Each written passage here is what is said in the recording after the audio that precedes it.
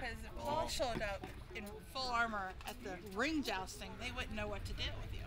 No, they wouldn't. Because the state sport is the ring. It's not the full armor or even the light armor. It's just the ring stuff Right. that they do, like at medieval times with, you know, the whole pole and the ribbons and the rings. So On the Eastern Shore, they've been doing it for over 100 years at this church over there. I can't remember the name, but there's a church they do. is it the same chains? Is it St. Yeah, James? Saint something, yeah. Yeah. I got it in the house, but yeah. Keely, Both tell her to stop that. Duchess flipped herself. She didn't like the way she was standing. Yeah. So Yeah. So tell me about what you guys do. What do you do? What do we do? What do we do, Sir James? We do tournament jousting, just as it was done in the medieval times. To get together, it's to show our strength, power, abilities, agilities, and our horses, the games, and the full armored, heavy armored tilting. That's what heavy armored jousting's about, what the tournament was about. Tournaments were where knights, lack of a battles anymore, lack of wars, showed up to show their skills and their abilities, and they took it to the gaming fields. So over 500 years before your golf tournaments, tennis tournaments, there was but one tournament, the Grand Tournaments of Europe. And this is where the jousting came from. Never done in the United States, but we're trying to bring it back to the United States and bring it back to Europe, just as it was in medieval times. So is this what we see at the fair? Not always. A lot of times it's just a show. Like Choreographed. it's all choreographed. You know, we do everything we do is not choreographed. The games aren't, the jousting. That we even do a full-blown melee that's not choreographed, where knights of old would challenge each other and have five. We've had 6 knights out there at one time on 6 horses with pennants on our helms, and that was the target. And whoever's out there last with their pennant on their helm is the victor. And that's just the way it is with anything we do. None of it's choreographed. Was it medieval times? All their stuff's choreographed, which is great for what it is, but it's just not what they used to do. And most fairs, they're all choreographed. There's very rarely any fairs that are not choreographed. And we ended up we hit the tournaments in Estes Park and the ones that aren't choreographed, and it's all the same way they did it back then. I mean, it's just not much different at all. It is tough, it is dangerous, it is a sport as such, but it is quite dangerous. It has the ability to, about 3 years ago in England, a knight was killed when a shard went through his visor in his helmet and he died. Same way Henry II died, of France died. So it is dangerous, but if you get a good hit, everybody goes, wow, that really is good, that's a great hit, that's what it's all about. When it's a bad hit or a miss, it's not choreographed, it's just real, it was just a miss. So we try to do the best we can, and we practice a lot. Sometimes we have good hits, it all looks good, sometimes it's not. But the lances are real, the armor's real, well over 100 pounds of stainless steel. We use stainless steel because of the protection it gives these days, rather than coppers and brasses that they used in medieval times. Plus we're lazy, so we ain't got to polish it so much. Yeah. It's a tough game. We've both played all the sports, done it all, and in my opinion, this is as tough as it's ever been. This is a tough game. Yeah, when you're sitting on something that has its own brain too, it just makes it a whole different ball game. So they don't feel like doing it sometimes. If you hear earlier, I mean, Keely was throwing me a fit. I mean, she did not want to do it, but now she's like, okay, whatever. But you never know what the animal's good. It's not like sitting on a motorcycle where you control, or a car. You don't know what she's going to do. Now you've got near 2,000 pounds of motor sitting there just raring to go or not raring to go. Yeah. And give you a smooth ride, a bumpy ride, can pull into the inside, give you a good hit, go to the outside. So you got so many things to contend with. They take a misstep, your movement's off, your lance is off, your helm gets moved around. Yeah. Because it's a lot to this. A lot of factors involved. A lot of factors. But it is real, so when it looks good, it's good. But when it looks bad, it's not that it looks bad, it's just it's real. It is real. Just that's what we try to impress on everybody, and make very clear that it is real jousting. Now that's what I've heard about the fair, that the fair is real jousting. Maryland is. Maryland But is. again, what 90% of the Yeah. fairs in the country are not real. They are choreographed. Yeah. and or if they are jousting potentially real, they're using 3-foot balsa tips, which the danger cuts down quite a bit. But there again, the knot that was died in England 3 years ago was using a 3-foot balsa tip. You know, it was just a practice, and one of the balsa shards came off and went through his visor into his eye, and he died. So even though the balsa looks good, Barcon a couple years ago hit me with a 3-foot balsa tip on the end of a hard lance in that 14-gauge stainless steel, and you could have set a golf ball in it. Now that was the balsa tip, much less the hard ones. And so you're going to see some harder hits here in a minute. The shield tag is it's difficult in its own right. It's very difficult, but a 10-foot lance is a little bit short for the horses in there. It gets a little bit short. So why is it important at Maryland as opposed to the 90% of the other fairs to do real jousting? Well, there's others that do it. There are others that do it. Just it's whoever is doing the jousting, whatever company does the jousting. You stand a lot of potential to get hurt. I mean, that's the problem. If we get hurt out here today, we're out of work, next week, and whatever. Well, these guys, this is what they do for a living, and or work, and they just cannot afford to get hurt. So, they make it look good. It's just a choreographed look good, and there's a lot of ability to it. It's not to say there's no ability to it, but they got to be easy on themselves. They cannot kill each other or take the chance of intentionally getting hurt. We're not trying to intentionally hurt each other, but we're after each other to knock each other off the horse or make that hard hit. I mean, we make the list soft as we can, and so if we do fall, and the armor as tough as we can. But Maryland, if you talk to Barcon, Maryland's the flag is the only true correct, like with all the colors and the clover leaf. It's the only. What were you saying about Maryland's flag? The red and white part of the Maryland flag is cross spontané. It's I guess a French word for the lobe end of the cross, and I took that as my symbol like 35 years ago or so. Right. I was a barbarian fighter and then a knight, and then he moved up. But instead of using red and white, I use red and black. But didn't you say the Maryland flag is like the closest or the only flag? It's the only state flag that's heraldically correct. Yeah. Heraldically, it's a big word for me. Just kidding.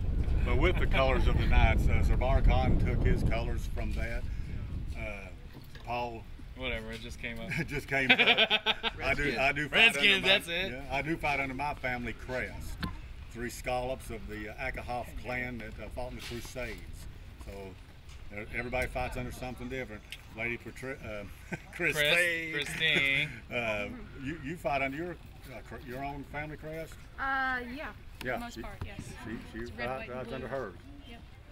Derivative of Norway. That's what that She's a Viking. is. Yes. Very much. So Maryland's a pretty historically based fair then? I'm just asking the documentaries about the Maryland Renaissance Fair, so. Well, they do it historically based as far as the kings and all. Well, a lot of the stuff is not historically based, like unicycles,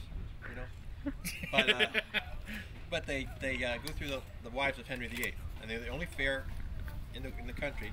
That means probably the world, because America has all the Renaissance fairs.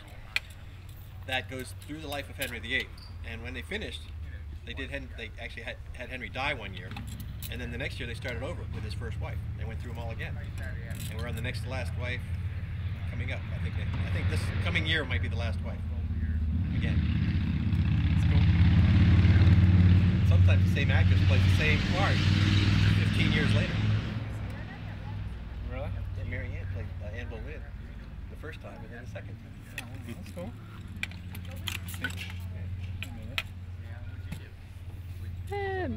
Few people in the country, and literally a few, that make the armor. And so you don't have armor. You can have all the money in the world. You cannot just order a set of armor. And if you did, you wouldn't want to joust. Yeah, so it's very difficult to come by. So I welded my initials in mine. Somebody wants mine, they're going to have to at least cut the initials out. Yeah. But it's just very hard to come by. I went and worked with an armorer and worked on mine. I think we've all basically done that. So we keep it up, maintain it ourselves. Bill, our armorer, does a lot of repairs for us. the armor is the key to the heavy armor jousting. Without it, you're just a foot soldier. So it's we cherish it very much. Keep it under lock and key everywhere.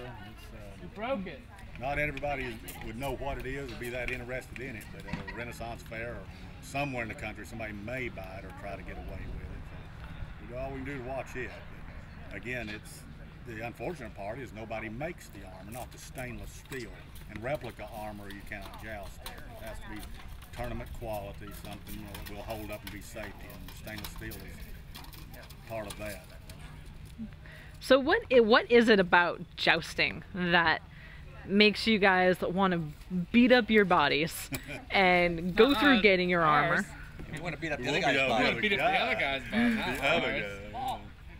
Well, we've all played the sports, done a lot. And to me, my wife loves trail riding, and I just hate getting on a horse and riding around in circles doing the pony rides.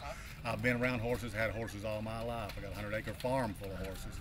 When I get on a horse, I just dream of the day, being the cowboy or the soldier, a knight, what it would be like to do something on a horse. Sure. So I was always getting on a horse, picking up a stick and whacking a tin can in the field, trying to spear an apple off a tree, anything like that. So I never dreamed in my wildest imagination that there was real jousting being done in the country, or in this country anyway. So I was getting very interested in the jousting and just literally playing on my farm, thinking about what it would be like and getting this stuff.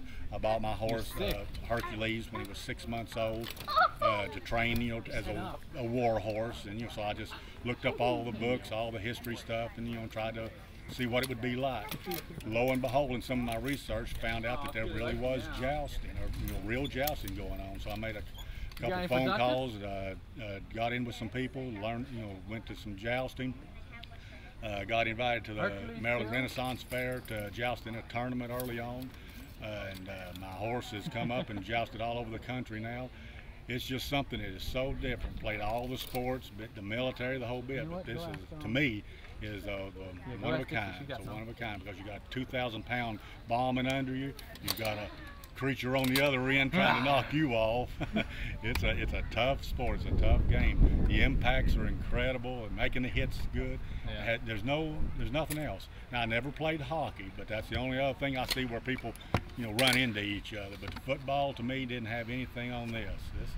This is tough stuff, and so it's just a dream, just dreams. Everybody grows up with a dream. I've been a professional dreamer all my life, and later in life, come up with some idea about jousting, and lo and behold, a few years ago I couldn't even spell knight. Now I are one. You are one. So it's just an enjoyable sport. For the most part, a lot of good people in it, and most of them are the toughest of the tough. They've gone through a lot of other sports, and you're dealing with a very elite group of people in the jousting. As far as everybody keeps telling, the few heavy armored jousters that there are in the country, they say the average number is somewhere between 75 and 100 professional heavy armored jousters, and that's the United States and Canada. That's an elite organization right there, and I like the eliteness part of it. So it's just the dreams. You dream something, and one day dreams all can come true. And it's been a dream come true for me. And meeting Paul has been the other dream. The gentleman's gentleman. We had a very good relationship. We come up here a lot and stay up here with Paul and joust out of here. He comes through my place. So I'm all for good people here. It's only because your wife cooks good. And he likes my wife's cooking. Don't we all? Yeah, man. This is my wife, Lady Patricia. I've been putting up with her. Been married to her for going on 33 years in a couple weeks. So we've had a good time. She's one of, I guess, the oldest squire in the world. And 2 years ago in Estes Park, she got mowed down by a war horse. Not knocked down. She didn't get bumped, and fall down. A knight came out at the end of the list and jumped over the stanchion and mowed her down. She had the beautiful big hoof print on her stomach, but she was tough. They took her to the hospital, and she was back within an hour. And of course, we let her stay out of the list for the rest of the day and the rest of the week. Yeah, she's not been a good one. 33 years putting up with me has got to be pretty good. Big gray beard.